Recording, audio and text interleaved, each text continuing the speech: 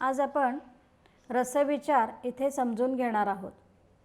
विद्यार्थी मित्रांनो, काव्यशास्त्राचा अभ्यास करीत असताना आपण पौर्वात्य व पाश्चात्य काव्यलक्षणे, काव्यप्रयोजने, काव्यकारणे आणि शब्दशक्ती या प्रकरणांचा आढावा घेतलेलाच आहे। आचार्य विश्वनाथांनी वाक्यम रसात्मकम काव्यम अशी काव्याची व्याख्या करून रसाला काव्याचा आत्मा मानले। शब्दशक्तींचे विवेचन करताना पौर्वात्याने व्यंजना या तिसऱ्या शक्तीस काव्यामध्ये सर्वाधिक महत्त्व असल्याचे स्पष्ट केले। व्यंजना शक्तीद्वारे व्यक्त होणाऱ्या अर्थास व्यंगार्थ किंवा ध्वन्यार्थ असे म्हटले गेले आहे। याचे स्वरूप विशद करताना त्यांनी आर्थी व्यंजनेचा रसध्वनी असा एक उपप्रकार सांगितला आहे। एवढेच नव्हे तर महाकवींच्या काव्यातील रसप्रतीती ही ध्वनिप्रतीती असते असे संस्कृत साहित्यशास्त्रज्ञांनी ठामपणे सांगितले आहे। आचार्य भरतमुनींनी नाट्यचर्चा करताना रसविषयी हेच काव्याचे अंतिम फलित सांगितले आहे। म्हणूनच पौर्वात्यांना रस हे काव्याचे आत्मतत्व असल्याचे मान्य झाले होते। प्रस्तुत प्रकरणात रस या शब्दाचा संज्ञेचा काव्याच्या संदर्भामध्ये आपण अभ्यास करणार आहोत। रस या शब्दाचे विविध अर्थ आहेत। रस या धातूचे रुची घेणे, आस्वाद घेणे, द्रव पदार्थ, गोडी, आवड असे विविध अर्थ संभवतात। पण रस हा काव्याचा आत्मा मानून रसयुक्त वाक्य म्हणजे काव्य अशी व्याख्या केली जाते। त्यावेळी रस शब्दाचे अर्थवलय विस्तारत जाते। रस म्हणजे आस्वाद सुख, रस म्हणजे अंतःकरणाची द्रवावस्था, रस म्हणजे चित्तवृत्ती विशेष, अनुकूल संवेदना किंवा भावना होत। जेव्हा आपण एखादे काव्य किंवा वाङ्मय रसात्मक आहे असे म्हणतो, तेव्हा त्या काव्याचा वाङ्मयाचा आस्वाद घेताना व घेतल्यानंतर आपल्या मनाची एक प्रकारची सुखानुकूल आनंदमय अवस्था निर्माण होत असते। याच वेळी आपल्या मनात सुखद व हव्याहव्याशा वाटणाऱ्या अनुकूल संवेदनाही जागृत होत असतात।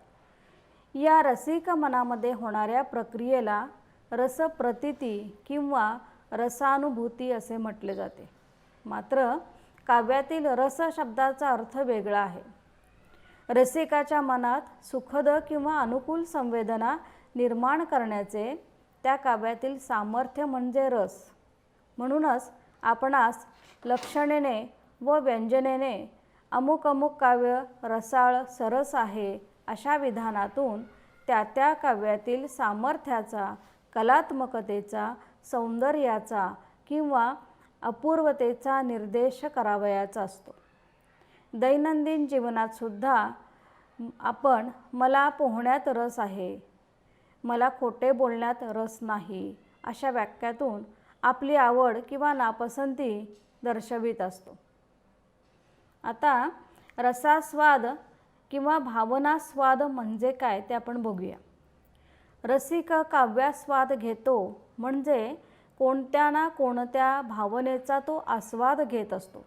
हे गृहीत धरून संस्कृत रसचर्चेत रसास्वाद म्हणजे भावनास्वाद होय असे गृहीत धरले आहे।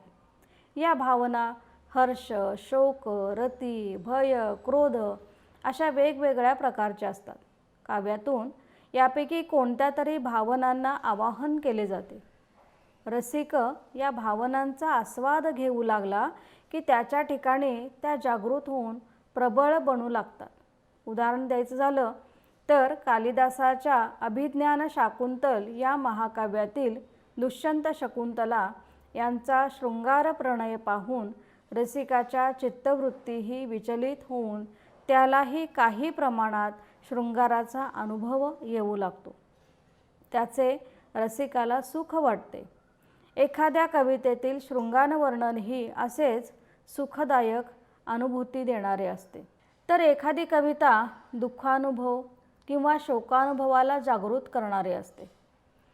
गोविंदाग्रजांचा राजहंस माझा निजला या दीर्घ कवितेतील मातेला आपल्या एकुलते एका बाळाच्या निधनाने झालेला शोक रसिकाच्या चित्ताचाही तितकाच ठाव घेतो. याप्रमाणे वेगवेगळ्या रसात तदनुरूप भावना जागृती होऊन त्या भावनेचा अनुभव येतो. रसिकाच्या मनात भावना जागृती व्हावयास काव्यात त्या त्या भावनांचे चित्र चांगले व परिणामकारक असे उतरावे लागते. त्याच्या मनात नवरस उभे करावयाचे असल्यास काव्यातही ते चांगल्या प्रकारे चित्रित व्हावे लागतात. काव्याचा आनंद उत्कटपणे हवा असेल तर भावना जागृतीही उत्कट व्हावयास हवी व त्या भावनेचे वर्णनही तितकेच उत्कट झालेले हवे. थोडक्यात रस म्हणजे प्रथम रसिकांच्या मनातील उत्कट भावना जागृती व नंतर अशी भावना जागृती करण्यास समर्थ असे त्या त्या भावनांचे काव्यातील वर्णन. असे वर्णन ज्या ज्या काव्यात आले असेल ते काव्य सरस काव्य होय. आता आपण रसाचे स्वरूप आणि त्याचे कार्य अभ्यासूया. काव्यास्वादाने रसिकाच्या ठिकाणी अनुकूल चित्तवृत्ती निर्माण होते. रस ही एक प्रकारची चित्तवृत्ती आहे.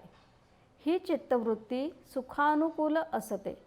या चित्तवृत्तीचे वर्णन प्राचीनांनी लौकिकापेक्षा अलौकिकाकडे नेणारे असे केले आहे. रस हा शब्द केवळ भावना या अर्थाने न घेता सर्व प्रकारच्या मानवी चित्तवृत्ती, विचार, कल्पना, अनुभूती, संवेदना किंवा जाणीवा या अर्थाने घेतल्यास रसाचे स्वरूप व कार्य अधिक व्यवच्छेदकपणे स्पष्ट होईल. काव्यास्वादात केवळ वासनांवरील आवरणे दूर होत नसून वरील सर्वच चित्तवृत्तींना आवाहन केले जाते. या सर्वांच्या अभिक्रियेमुळे, जागृतीमुळे रसिकाला व्यक्तिगत, स्वार्थरहित पण सुखदुःखात्मक किंवा संमिश्र यापैकी कोणती ना कोणती प्रतीती येत असते. अशा व्यापक प्रतीतीस रस म्हणणे योग्य ठरेल. साहजिकच रसाचे स्वरूप बदलले की त्याचे केवळ सुख किंवा आनंद देणे हे कार्य ही कायम एकच एक राहत नाही. प्रत्यक्ष काव्यास्वादातून आपणास याचा अनुभव घेता येतो. रसाचे अनेक रूपत्व सर्वांना मान्य आहे. सर्व रस रसिकाच्या मनात तदनुरूप चित्तवृत्ती निर्माण करतात. म्हणूनच भरतमुनींनी रस व त्यांचे स्थायीभाव असे वर्गीकरण केले आहे. साहित्य दर्पणकार विश्वनाथाने प्रसाद, ओज, माधुर्य या गुणांची चर्चा करताना म्हटले आहे, ज्या गुणांमुळे शृंगार रसात मनाची द्रुत अशी अवस्था होते ते माधुर्य होय. ज्या गुणामुळे वीर रसात मनाची दीप्त अशी स्थिती होते तो ओजो गुण होय. प्रसाद गुणामुळे मनाचा विकास होत असल्याचा भास होतो. आता आपण रसाचे काव्यातील स्थान अभ्यासूया. संस्कृत काव्यशास्त्रज्ञांनी अलंकार, वक्रोक्ती, रीती, औचित्य, ध्वनी, रमणीयत्व आणि रस ही काव्याची लक्षणे सांगितली आहेत. पाश्चात्य काव्यशास्त्रज्ञांनी बुद्धी अंग, कल्पना अंग आणि भावना अंग हे काव्य घटक सांगून सौंदर्य हे काव्याचे प्राणतत्व म्हणून मान्य केले आहे. अर्वाचीन काव्य समीक्षकांनी अनुभव, संवेदना इत्यादी घटकांचाही काव्यात अंतर्भाव असतो असे प्रतिपादले आहे. या सर्व काव्यलक्षणांना सामावून घेऊन रस आणि सौंदर्य हे काव्यपण सूचित करणारे शब्द सिद्ध झाले आहेत.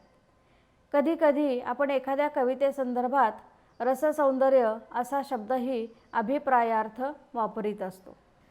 बालकवींच्या कविता रसाळ आणि सौंदर्यपूर्ण आहेत असे म्हणण्याने या कवितेच्या सामर्थ्याची जाणकारास काही ना काही प्रतीती येते.